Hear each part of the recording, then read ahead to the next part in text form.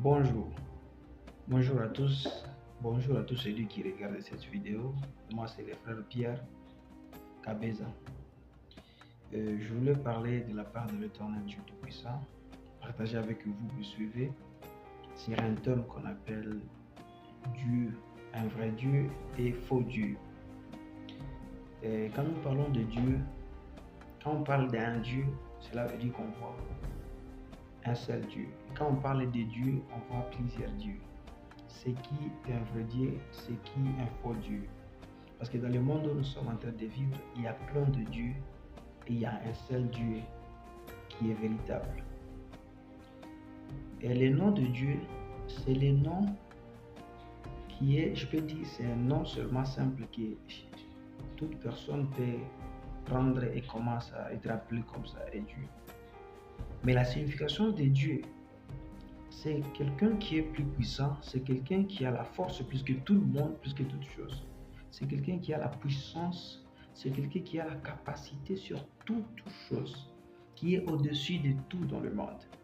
Alors quand tu prends le nom de Dieu, tu te dis que toi, un être aimé, tu t'appelles Dieu, c'est pas un problème. Et s'il y a quelqu'un qu'on appelle Dieu, il n'y a pas toujours de problème. Parce que la différence, c'est au niveau de la matérialisation des choses. C'est au niveau de la capacité du pouvoir. Toi, tu t'appelles Dieu. Montre-nous ce pouvoir-là qui va prouver que toi, tu es Dieu. C'est ça, un faux Dieu et un vrai Dieu.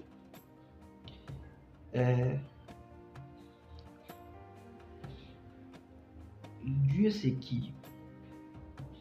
Dieu, par rapport à un humain qu'on peut demander à quelqu'un, tu lui demandes, c'est qui Dieu pour toi?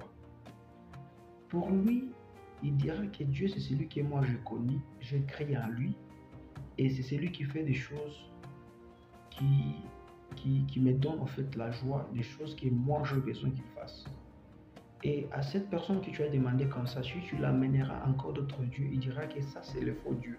Mon Dieu à moi, c'est un vrai Dieu.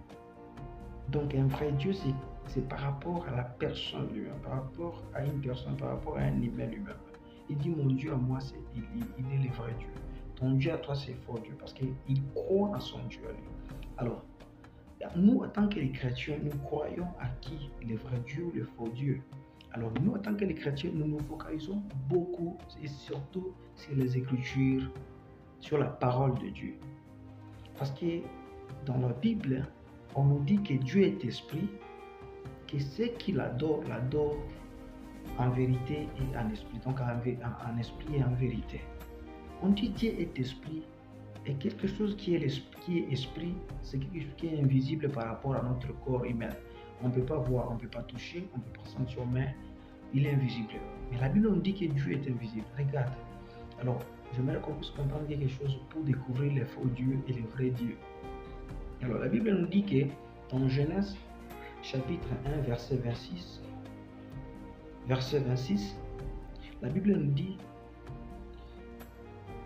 bon, avant d'arriver d'abord là-bas, prenons d'abord nous les humains. Quand tu arrives à te connaître, toi, humain tel que tu es, et tu connais qui t'a créé, qui t'a fait toi, qui fait ce que toi tu puisses vivre, c'est celui-là ton Dieu. Quand tu le connaîtras, c'est lui qui t'a fait, qui t'a donné le souffle de vie, celui qui a fait que toi tu puisses vivre. C'est celui-là ton vrai Dieu. Alors la Bible nous dit, dans Genèse chapitre 1, verset 26, la Bible nous dit, Dieu dit, faisons l'homme à notre image. La Bible a dit, Dieu a dit. C'est pas une autre personne, c'est Dieu de la Bible, le Dieu, le Créateur, le Dieu tout-puissant, qui a dit, faisons l'homme à notre image.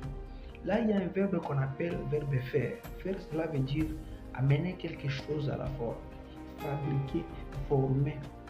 Or, Dieu a créé l'homme et Dieu a formé l'homme. Dieu a commencé par la création et Dieu a fait aussi la formation. Cela veut dire quoi? Tout ce que nous voyons dans le monde, tout ce qui existe, tout ce que nous voyons avec les yeux, que ce soit en esprit, que ce soit physiquement, ce sont des choses qui ont été créées par Dieu, à commencer par la création. Ce sont des choses qui ont commencé par la création. C'est quoi la création? La création, c'est quelque chose qui se passe en esprit. Par exemple, je vais concevoir quelque chose, je vais créer par exemple le gobelet. Dans moi-même, je me dis mon gobelet sera tel, tel, tel. Tu es en train de façonner ton gobelet au-dedans de toi. Tu dis mon gobelet sera comme ça, aura telle couleur, aura tel, tout ça. Donc tu termines ton gobelet là dans ton esprit à toi.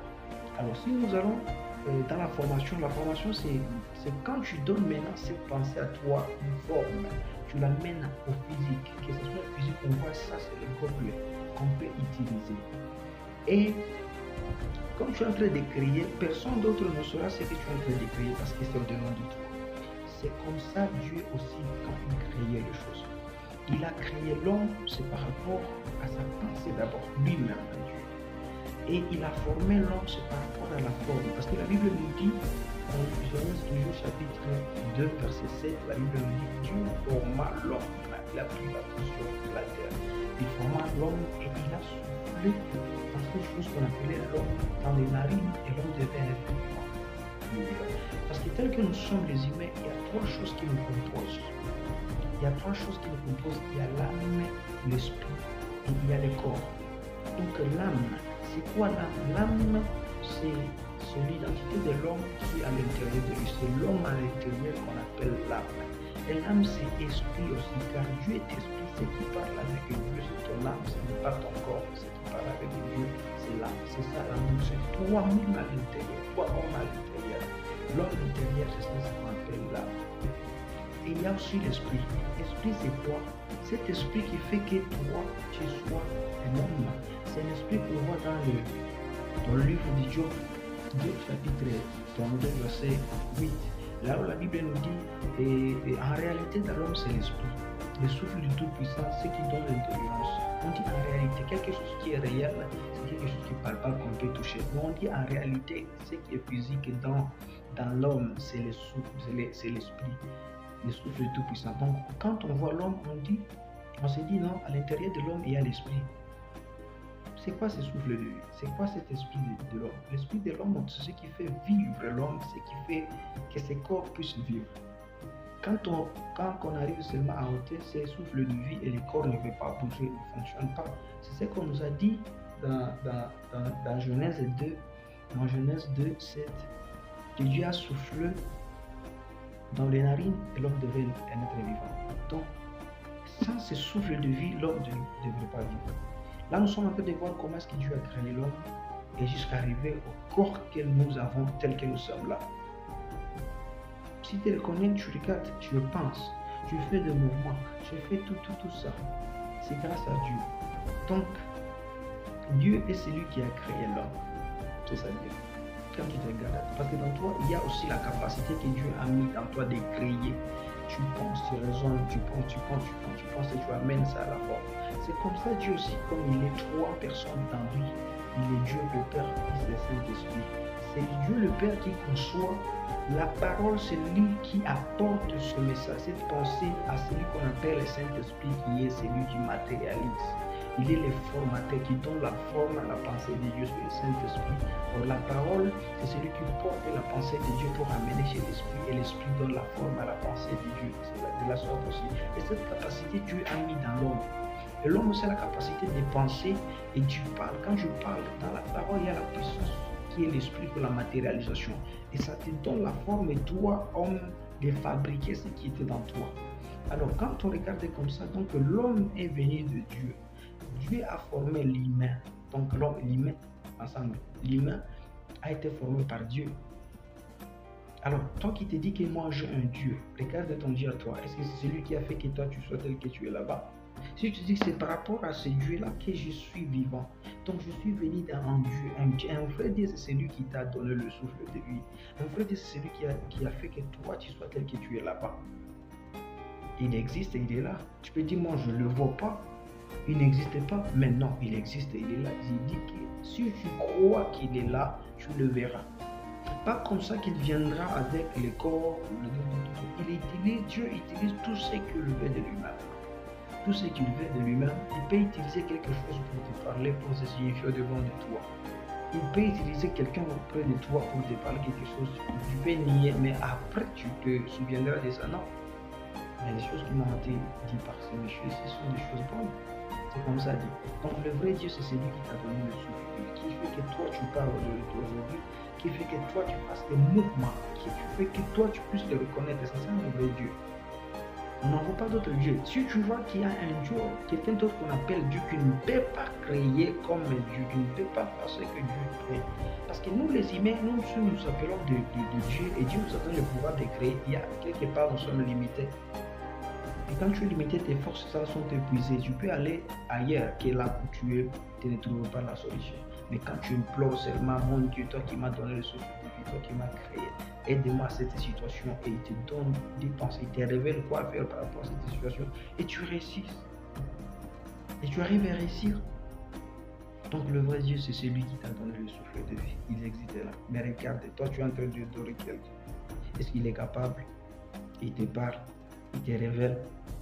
Et c'est celui qui t'a donné le souffle, qui t'a fait sortir de la poussière jusqu'à aujourd'hui.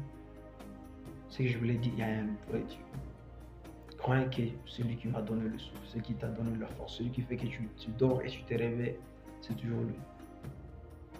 Vous verrez qu'il y a des gens qui disent que Dieu n'existe pas, mais Dieu existe. Mais pourquoi toi tu portes son image au moment qu'il existe? Il y a des fois, tu es dans certaines situations, toi qui te dis que Dieu n'existe pas, mais tu peux crier « Ah mon Dieu ». Mais pourquoi est-ce que je crie Dieu? Pourquoi est-ce que je vais crier « Ah mon Dieu ». C'est parce qu'il y a un Dieu quelque part qui existe. Donc il est là. Même si Dieu n'existe pas, il est là, il est vivant. Il suffit seulement de le chercher, de dire non, j'ai besoin de toi, Dieu. Toi, vrai Dieu, manifeste-toi. Il est capable. Même quand tu déclares, il y a des dieux qui attendent, des esprits qui sont là, ils attendent ce que toi tu dis. Ils veulent se manifester, ils veulent prendre la place de Dieu pour se manifester, et que toi tu crois que ça c'est un Dieu. Non, quand tu implores le vrai Dieu, tu implores le vrai Dieu, il se laissera voir. Il va se laisser voir près de toi. Et tu vas te connaître qui tu es par rapport à Dieu.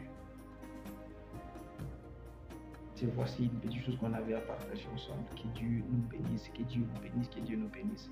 C'est le frère Pierre du ministère RCAS, Rassemblement des chrétiens affermis dans le Seigneur. Ciao.